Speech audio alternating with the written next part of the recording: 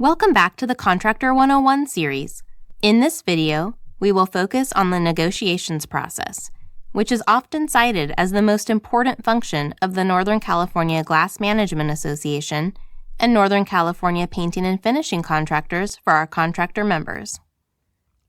Just as your labor workforce is a member of and represented by District Council 16, as a contractor signatory to the union and a member of NCGMA or NCPFC, you are represented during negotiations by NCGMA if you are a glazing contractor, or NCPFC if you are a painting contractor. Depending on the duration of each trade's collective bargaining agreement, or CBA, leadership from each side meets every few years to negotiate the new terms of the next agreement, just prior to the old agreement's expiration. The duration of a CBA usually is a 3 to 4 year term, but can change depending on what is agreed upon between the two parties. On the labor side, District Council 16 is represented by their leadership team, including the business manager, secretary-treasurer, director of service, and director of organizing, as well as the business representatives covering each of the locals within DC 16's jurisdiction. NCGMA and NCPFC are each represented by a committee of contractors of varying sizes and specialties, chosen by the president of the association at the time of negotiations that he or she feels most accurately represents the membership as a whole, as well as the association's chief executive officer and director of labor relations.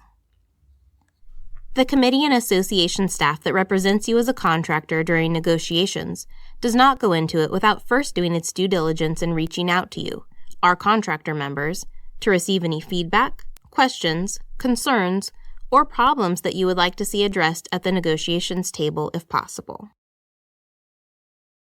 It is important to note that DC 16 only recognizes NCGMA and NCPFC as the groups they will negotiate the terms of the glazing and painting agreements with respectively.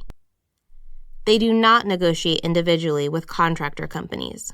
Therefore, it is imperative that you communicate with the committee and association staff your feedback when they reach out to you.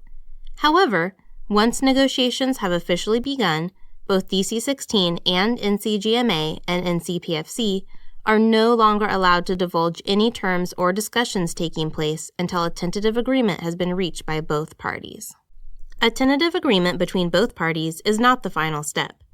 The terms of the agreement must then be presented to the union membership by their designated business representative for a ratification vote at their local union halls on a date chosen closely following the tentative agreement date. If the vote is ratified or accepted by the majority of the voting members, it will be signed by the business manager, secretary-treasurer from DC 16, and the CEO of NCGMA or NCPFC, and presented to you by the business representative in your area for your signature.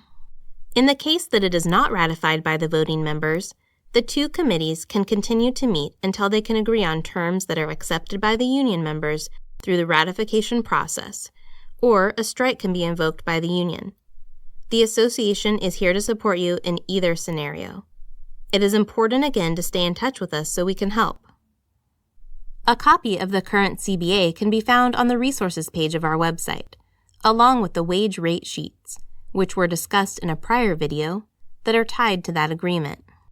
We are always here to help with any questions you have regarding the process or any other programs or benefits we provide to you as a member of NCAT, NCGMA, and NCPFC.